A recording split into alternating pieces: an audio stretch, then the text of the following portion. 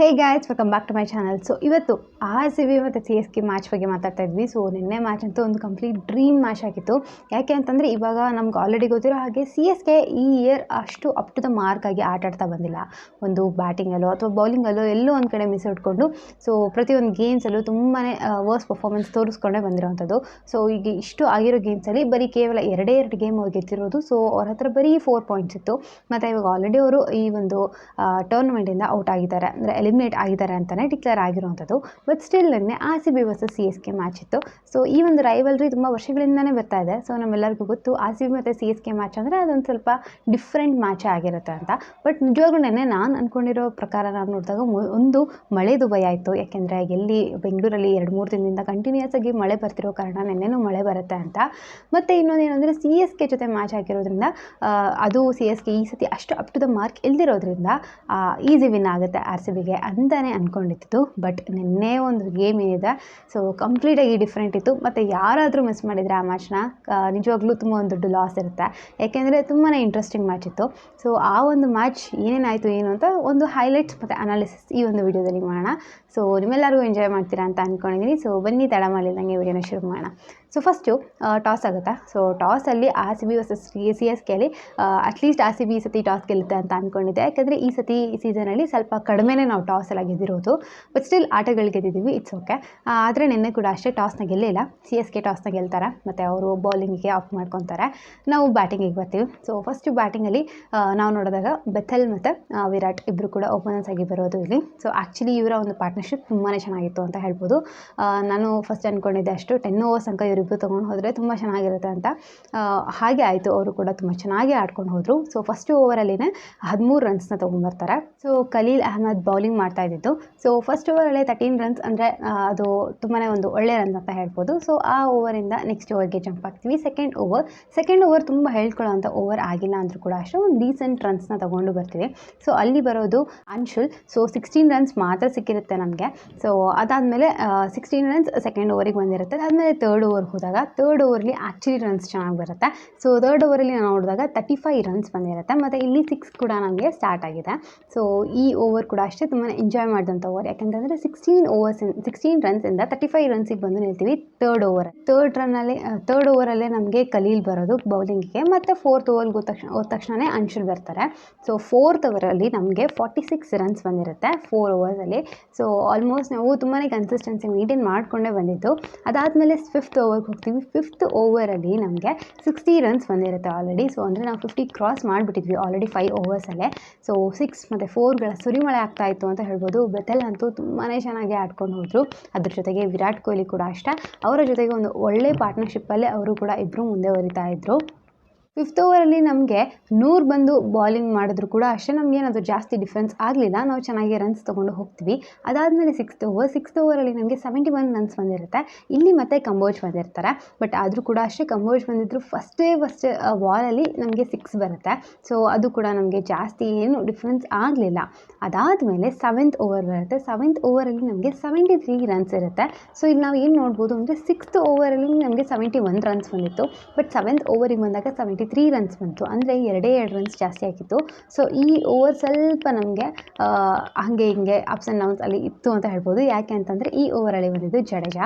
So ನಮಗೆ runs ಚೆನ್ನಾಗಿ ಸುರಿಮಳೆ ಆಗ್ತಾ ಇದ್ದಿದ್ದನ್ನು ನೋಡಿಬಿಟ್ಟು ಅಲ್ಲಿ ಬೌಲಿಂಗ್ನ ಜಡೇಜಾ ಕೈಯಲ್ಲಿ ಕೊಡ್ತಾರೆ. ಸೊ ಜಡೇಜಾ ಬಂದಾಗ ನಮಗೆ ಒಂದು ಸ್ವಲ್ಪ ಡಾಟ್ ಬಾಲ್ಸ್ ಬರೋಕ್ಕೆ ಶುರು ಆಗುತ್ತೆ. ಅದಾದಮೇಲೆ 8th ಓವರ್ ಬಂದಾಗ ನಮ್ಮ ಹತ್ರ ಇದ್ದಿದ್ದಂಥ ರನ್ಸ್ 87 ರನ್ಸ್. ಸೊ ಇಲ್ಲಿ ಬೌಲಿಂಗಿಗೆ ಬಂದಿದ್ದು Sam Quran. So Sam Quran ಬಂದಾಗ ಕೂಡ ಅಷ್ಟೇ ನಮಗೆ 6 ಮತ್ತು 4ಗಳು ಇಲ್ಲೂ ಕೂಡ ನಾವೇನು ಬಿಟ್ಟಿಲ್ಲ. ಈ ಓವರಲ್ಲೂ ಕೂಡ ನಮಗೆ ಚೆನ್ನಾಗೇ ಸಿಗುತ್ತೆ. ಅದಾದಮೇಲೆ 9th ಓವರಲ್ಲಿ ನಮಗೆ ಇದ್ದಂಥದ್ದು 94 ರನ್ಸ್. ಸೊ ಇಲ್ಲಿ ನೋಡ್ಬೋದು ನಾವು 8th ಓವರಲ್ಲಿ ಬಂದಾಗ 80 ರನ್ಸ್, 9th ಓವರಲ್ಲಿ 94 ರನ್ಸ್, ಈ ಥರ ಎಲ್ಲ ನಾವು ಚೆನ್ನಾಗಿ ಕನ್ಸಿಸ್ಟೆನ್ಸಿ ಮೇಂಟೈನ್ ಮಾಡ್ಕೊಂಡು ಹೋಗ್ತಾ ಇದ್ವಿ. ಸೊ 94 ರನ್ಸ್ ಬಂದರೂ ಕೂಡ ಅಷ್ಟೇ ನಮ್ಮ ಹತ್ರ ಇನ್ನೂ ಒಂದು ವಿಕೆಟ್, ಅಂದರೆ ವಿಕೆಟ್ ಯಾವುದು ನಾವು ಬಿಟ್ಟಿರಲಿಲ್ಲ, ಎಲ್ಲ ವಿಕೆಟ್ಸ್ ಹಾಗೆ ಇತ್ತು. 0 ವಿಕೆಟ್ಸಲ್ಲೇ ನಾವು ಇದ್ದಿದ್ದು. ಅದಾದಮೇಲೆ ನಮಗೆ ಶುರು ಆಗುವಂಥದ್ದು.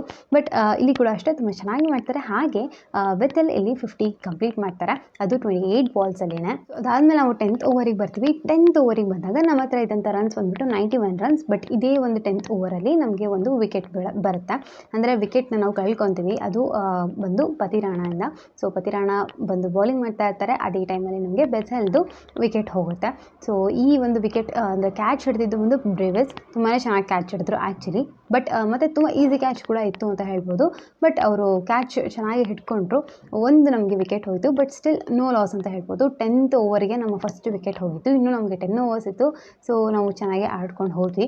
ಅದಾದಮೇಲೆ 11th ಓವರ್ ಬರುತ್ತೆ. 11th ಓವರ್ ಬಂದಾಗ ನಮ್ಮ ಕೈಯಲ್ಲಿದ್ದು 114 ರನ್ಸ್, ಅದಕ್ಕೆ ಒಂದು ವಿಕೆಟ್ ಹೋಗಿತ್ತು.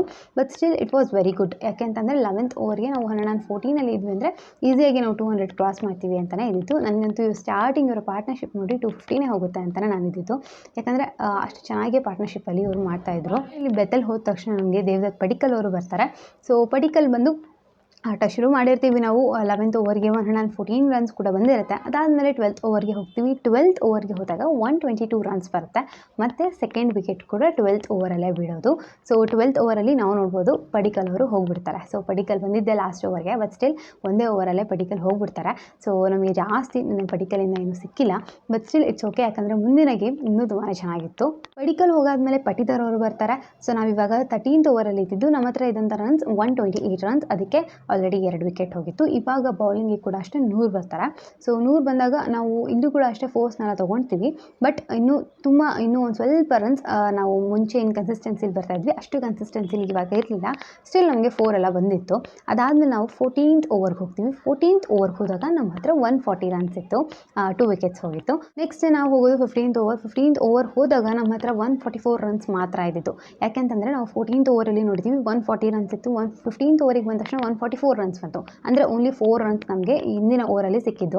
ಡಾಟ್ ಬಾಲ್ಸ್ ಒಂದೆರಡು ಸಿಕ್ಕಿತ್ತು ಮತ್ತು 4 ರನ್ಸ್ ಮಾತ್ರ ಸಿಕ್ಕಿತ್ತು. ಸೊ ಒಂದು ಸ್ವಲ್ಪ ನಮಗೆ ಲಾಸಲ್ಲೇ ಇದ್ವಿ ನಾವು. ಅದಾದಮೇಲೆ ನಾವು 16th ಓವರ್ಗೆ ಹೋಗ್ತೀವಿ. 16th ಓವರ್ಗೆ ಹೋದಾಗ ಮತ್ತೆ ಇನ್ನೊಂದು ವಿಕೆಟ್ ಬೀಳುತ್ತೆ. ಆ ವಿಕೆಟ್ ಪತಿರಾಣದಿಂದಾನೇ ಬೀಳೋದು. ಅದಾದಮೇಲೆ ಆ ಟೈಮಲ್ಲಿ ನಮಗೆ ಇದ್ದಂಥ ರನ್ಸ್ 151 ರನ್ಸ್, ಅದಕ್ಕೆ 3 ವಿಕೆಟ್ಸ್ ಹೋಗಿತ್ತು ಆಲ್ರೆಡಿ. ನೆಕ್ಸ್ಟ್ ನಾವು 17th ಓವರ್ಗೆ ಹೋಗ್ತೀವಿ. 17th ಓವರ್ಗೆ ಹೋದಾಗ ನಮ್ಮ ಹತ್ರ ಇದ್ದಿದ್ದು 154 ರನ್ಸ್ ಮಾತ್ರ. ಸೊ ನಾವೇನು 17th ಓವರ್ ಅಂದರೆ ಅಟ್ಲೀಸ್ಟ್ 180 ಆದರೂ ಕ್ರಾಸ್ ಆಗಿರುತ್ತೆ ಅಂತ ಅಂದ್ಕೊಂಡಿದ್ವಿ.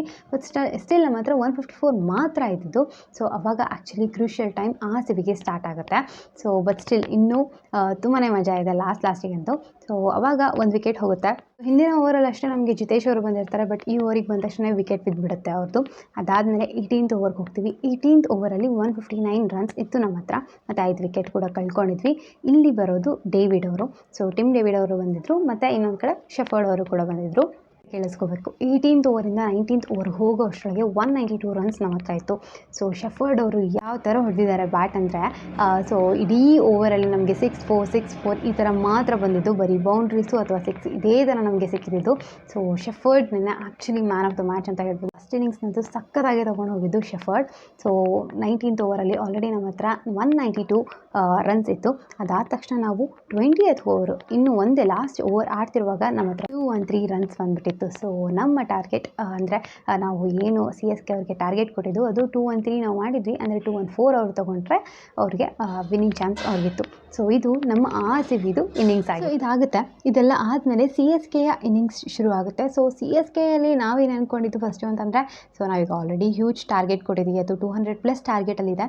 ಸೊ CSK ಇವಾಗೆ ಆಲ್ರೆಡಿ ಪ್ರೆಷರಲ್ಲಿ ಇರ್ತಾರೆ.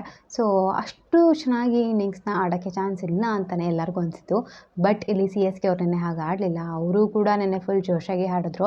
ಸೊ ನಾವು ನೋಡೋದಾದರೆ ಆಯುಷ್ ಕೂಡ ಸೊ ಇನ್ನೊಂದು 6 ರನ್ಸ್ ಬಂದಿದ್ದರೆ ಸೆಂಚುರಿ ಹೊಡೆದಿದ್ದ. ಸೊ ಅಷ್ಟಕ್ಕೆ 94 ರನ್ಸಿಗೆ ಔಟ್ ಆಗಿದ್ದು. ಇಲ್ಲ ಅಂದಿದ್ರೆ ಇನ್ನೊಂದು 6 ಹೊಡೆದ್ಬಿಟ್ಟಿದ್ರು ಸೆಂಚುರಿನ ಕ್ರಾಸ್ ಮಾಡ್ಬೋದಿತ್ತು. ಸೊ ಆ ಲೆವೆಲ್ಗೆ ನೆನ್ನೆ CSK ಅವ್ರು ಕೂಡ ಆಡಿದ್ದು. ಸೊ ಅದರೊಳಗೆ ನಾವು ನೋಡೋದಾದರೆ ಸೊ ಆಯುಷ್ 94 ರನ್ಸ್ ಹೊಡೆದ. ಅದರೊಳಗೆ ಫೋರ್ಸ್ ಬಂದು 9 ಇತ್ತು, ಹಾಗೆ 6 ಬಂದು 5 ಇತ್ತು. ಆಮೇಲೆ ನಾವು ನೋಡೋದಾದರೆ ಜಡೇಜಾ. ಸೊ ನಿನ್ನೆ ಜಡೇಜಾ ಅವರು ಕೂಡ ಅಷ್ಟೇ, ಅವರು ಕೂಡ ಫುಲ್ ಫೈರಲ್ಲಿ ಇದ್ರು ಅನ್ಬೋದು. 77 ರನ್ಸ್ನ ಹೊಡ್ತಿದ್ದಾರೆ. ಸೊ ಇಲ್ಲೇ ನೋಡ್ಬೋದು ನೀವು, ಆಯುಷ್ 94 ಹಾಗೆ ಜಡೇಜಾ 77. ಸೊ ಇವರ CSK ಮ್ಯಾಚ್ ಇನ್ನಿಂಗ್ಸ್ ಅವರು ಯಾವಾಗ 4-6 ಜಾಸ್ತಿ ಹೊಡೆಯೋಕ್ಕೆ ಶುರು ಮಾಡಿದ್ರು ಆ್ಯಕ್ಚುಲಿ RCB ಫ್ಯಾನ್ಸಿಗೆ ಕೂಡ ಭಯ ಇತ್ತು. ಯಾಕೆ ಅಂತಂದರೆ ಮ್ಯಾಚ್ ಯಾವುದೋ ಬೇರೆ ಲೆವೆಲ್ಗೆ ಹೋಗ್ತಾ ಇದೆ ಇದು. ಇನ್ನು ಲಾಸ್ಟ್ ಇನ್ನಿಂಗ್ಸ್ ಬರ್ತಾ ಅಂದರೆ ಇನ್ನೊಂದು 2 ಓವರ್ ಇದೆ ಅನ್ನೋವಾಗತ್ತು ಎಲ್ಲಿ ಈ ಒಂದು ಮ್ಯಾಚ್ ಸೂಪರ್ ಓವರ್ಗೆ ಹೋಗುತ್ತೆ ಅನ್ನೋ ಒಂದು ಡೌಟ್ ಎಲ್ಲರಿಗೂ ಶುರುವಾಗಿತ್ತು.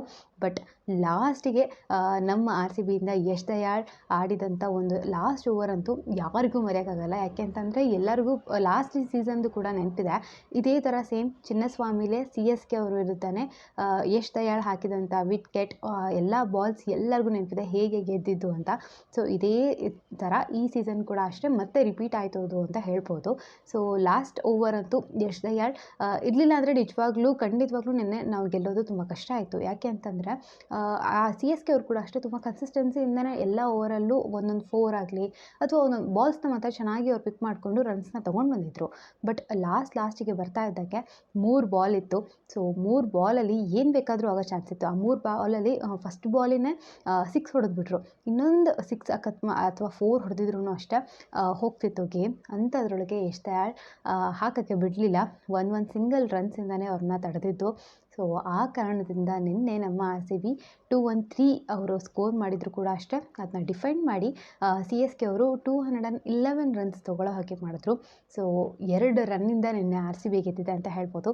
ಆ್ಯಕ್ಚುಲಿ ನಿಜವಾಗ್ಲೂ ನಿನ್ನೆ ಆರ್ ಸಿ ಬಿ 200 ಕ್ರಾಸ್ ಮಾಡಿದ್ಮೇಲೆ ಒಂದು ಒಳ್ಳೆ ರನ್ಸಿಂದನೇ ಗೆಲ್ತೀವಿ, NRR ಕೂಡ ಜಾಸ್ತಿ ಆಗುತ್ತೆ ನಿನ್ನೆ ಅಂತ ಅಂದ್ಕೊಂಡಿದ್ದೆ.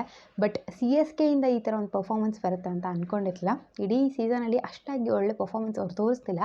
ಬಟ್ ನಿನ್ನೆ ಅವರು ಕೂಡ ಆ್ಯಕ್ಚುಲಿ ಚೆನ್ನಾಗಿ ಆಡಿದ್ರು. ಒಳ್ಳೊಳ್ಳೆ ರನ್ಸ್ನ ಕೂಡ ಅವರ ಟೀಮ್ಗೆ ತಂದುಕೊಟ್ರು. ಬಟ್ ಸ್ಟಿಲ್ ಅವರು ಸೋತರು ಅನ್ಬೋದು. ಆ್ಯಕ್ಚುಲಿ ನೋಡಬೇಕಂದ್ರೆ ನಿನ್ನೆ ಫೀಲ್ಡಿಂಗಲ್ಲಿ ನಮ್ಮ ಆರ್ ಸಿ ಬಿನೇ ಸ್ವಲ್ಪ ಪೂರ್ ಆಗಿತ್ತು. 2-3 ಕ್ಯಾಚ್ನ ಕೂಡ ಬಿಟ್ಟರು. ಬಟ್ ಸ್ಟಿಲ್ ಆಟನ ಬಿಟ್ಕೊಡಿಲ್ಲ ಮತ್ತು ಗೆದ್ವಿ. ಸೊ ಇವಾಗ ಟೇಬಲ್ ಟಾಪರ್ಸ್ ಆಗಿದ್ದೀವಿ. ಸೊ ಫಸ್ಟಲ್ಲೇ ಇರೋದು 16 ಪಾಯಿಂಟ್ಸ್ ಇದೆ. ಸೊ ಯಾವುದೇ ಟೀಮ್ಗೂ 16 ಪಾಯಿಂಟ್ಸ್ ಬಂದಿಲ್ಲ. NRR ವೈಸ್ ನೋಡಿದಾಗ ಒಂದು ಸ್ವಲ್ಪ ಕಡಿಮೆ ಇದೆ. ನಿನ್ನೆ ಒಂದು ಸ್ವಲ್ಪ ಜಾಸ್ತಿ ರನ್ಸಿಂದ ನಾವೇನಾದರೂ ಗೆದ್ದಿದ್ದರೆ NRR ಕೂಡ ಜಾಸ್ತಿ ಆಗ್ತಿತ್ತು. ಬಟ್ NRR ಇದ್ದರೂ ಸ್ವಲ್ಪ ಕಡಿಮೆ ಇದ್ರೂ ಪಾಯಿಂಟ್ಸ್ ಮೂಲಕ ನಾವು ಮೇಲಿದ್ದೀವಿ. ಸೊ ಇನ್ನು ನೆಕ್ಸ್ಟ್ 2 ಆಟಗಳು ಚಿನ್ನಸ್ವಾಮಿಲೇ ಇದೆ, SRH ವಿರುದ್ಧ ಇದೆ, KKR ವಿರುದ್ಧ ಇದೆ. ಸೊ ನೋಡೋಣ ಹೇಗೆ ಗೆಲ್ತೀವಿ ಅಂತ. ಸೊ ಗೆಲ್ತೀವಿ, ಹೋಪ್ಫುಲಿ ಎಲ್ಲ ಚೆನ್ನಾಗಾಗುತ್ತೆ. ಪ್ಲೇ ಆಫ್ಸ್ಗಂತೂ ಖಂಡಿತವಾಗ್ಲೂ ನಾವು ಇದ್ದೇ ಇರ್ತೀವಿ. ಬಟ್ ನಮ್ಮ ಪಟಿದಾರ್ ಅವರು ಹೇಳಿರೋ ಹಾಗೆಯೇ ಟಾಪ್ 2 ಅಲ್ಲಿ ಈ ಸತಿ ಫಿನಿಷ್ ಮಾಡಬೇಕು ಅಂತಲೇ ಇರುವಂಥದ್ದು main aim. So let's see ಹೇಗಾಗುತ್ತೆ ಅಂತ. ಸೊ ನಿಮ್ಗೆ ಏನನ್ಸುತ್ತೆ ಅಂತ ಕೂಡ ಕಮೆಂಟ್ ಸೆಕ್ಷನಲ್ಲಿ ತಿಳಿಸುತ್ತೆ ಮರಿಬೇಡಿ. ಸೊ ಮತ್ತೊಂದು ವಿಡಿಯೋದಲ್ಲಿ ಸಿಗ್ತೀನಿ. ಟೇಕ್ ಕೇರ್, ಬಾಯ್.